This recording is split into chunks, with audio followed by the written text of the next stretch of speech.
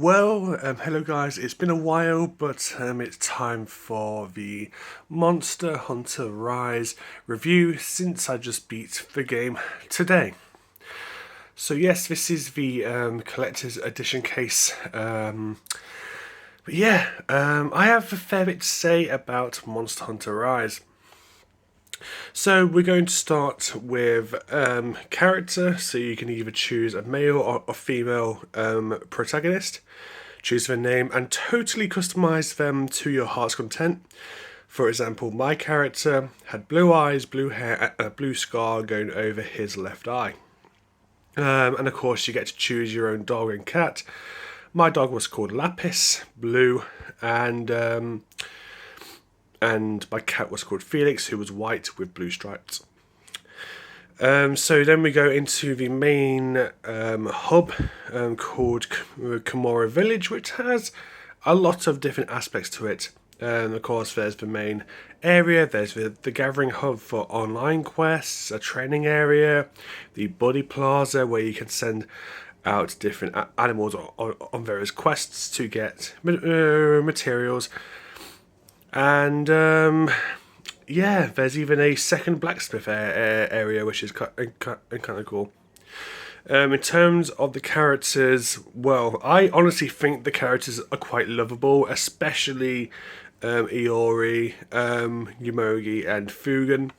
But I also really did like the hub maidens, Minoto and Hinoa. But this is where before we get into gameplay, I'm going to go over music. So of course, this version of Monster Hunter was inspired by Japan.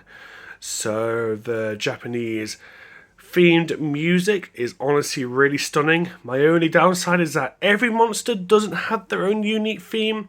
Only some do, like Magnamalo, who is the monster in on this case, Zinogre, Mizutsune, and the Elder Dragons Ibushi and Nawa. Also, in terms of updates, we've already had 2 big updates, and the new characters come this week. They have just been announced, and we also get to fight Apexes as well in normal matches, which I'll go over shortly. So in terms of gameplay, you have the village quests, which are way easier than the hub quests, because hub quests are designed for you to play with other people online.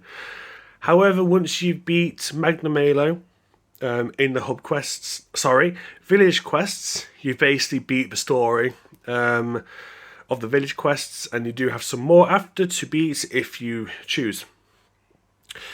But the story really gets difficult when you're doing hub quests, because frankly your rank is getting higher, your skill set's getting better, and this is when you first take on the first serpent named Ibushi. So you take on Ibushi in a rampage. A rampage is where you basically set up your own defences and take down hordes of monsters, which is very fun. But Ibushi is so strong, all he has to do is roar, then your whole defense is destroyed. In terms of playing through them solo, they are okay until you get to the 6-star and 7-star quests, because they get incredibly difficult. But once you beat those quests, the required amount, you get to Nawa. And it's such a unique fight. It's like a parkour style fight where rocks rise and you have to reach the weapons in time, or you can just go ham flying into her using your weapon. However, I would not advise that, because the moves are so incredibly broken that you will most likely lose over half your health per hit. So yes, what do I like about Monster Hunter? So first of all, gameplay. It's fluid and it's so easy to pick up. I chose Insect Glaive for my first attempt, and I also briefly used Dual Blades, and they feel different enough for you to want to play the game again, just to simply use different weapons. Armour, of course, there's huge varieties of armour, and frankly some of them get insanely cool, but the parts you need to get very specific armour. can be very hard to get. Some people do say this game is way too easy, but as a new player, I found it to be a worthy challenge, especially when you get to the level 6 and 7 star quests, especially facing Rajang, Tigrex, and Magnamalo. Because Magnamalo on hard mode is hard. Tigrex, his roar can hurt you, and Rajang is just overpowered as hell and scary to fight. In terms of rampages, I used to hate them, but I started to play them more, and honestly they are a very fun addition to the Monster Hunter series, even though a lot of people do not like them, which I find kind of odd. There are a few mandatory ones you have to do, but if you don't like them after that, you can simply just avoid them.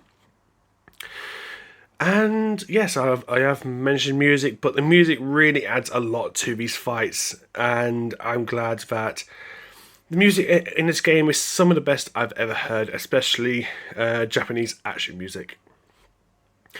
Oh, this game.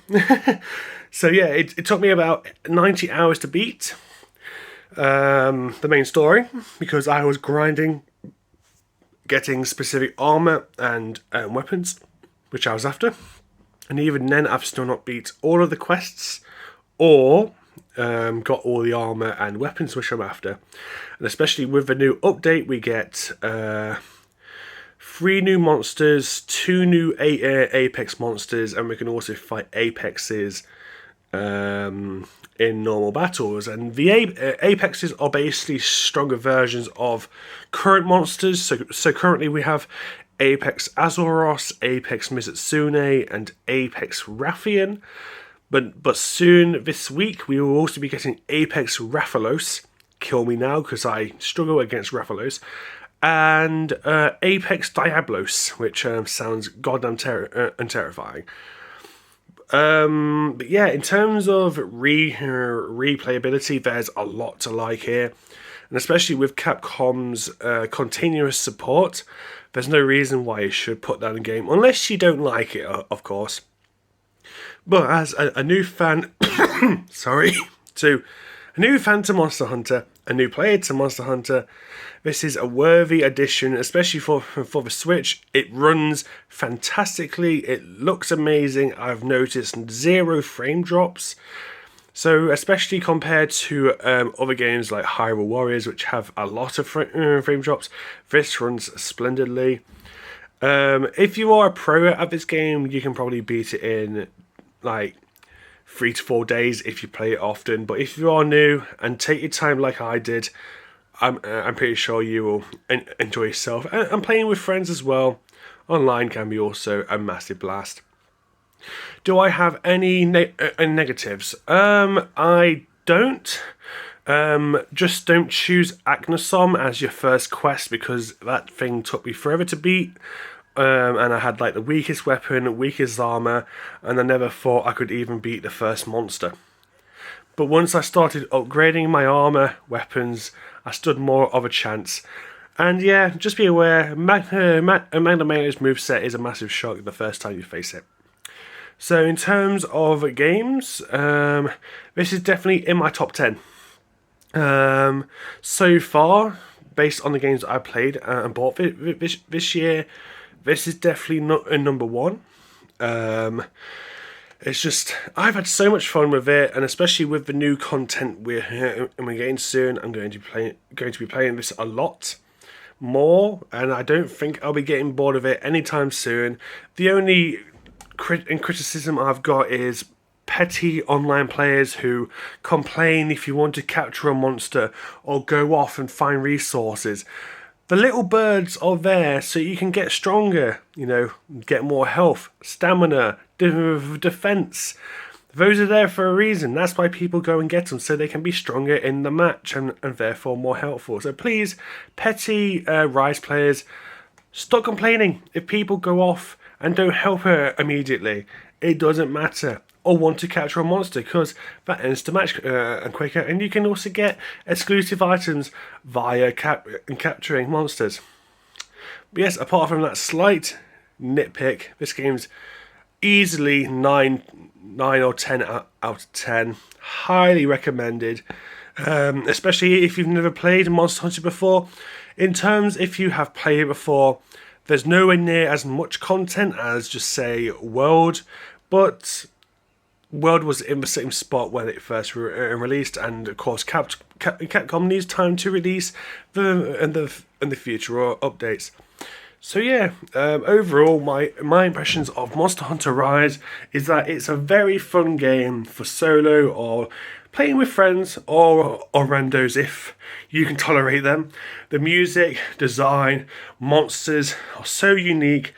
It's all very amazing, well put together, and I highly recommend it. Peace, guys.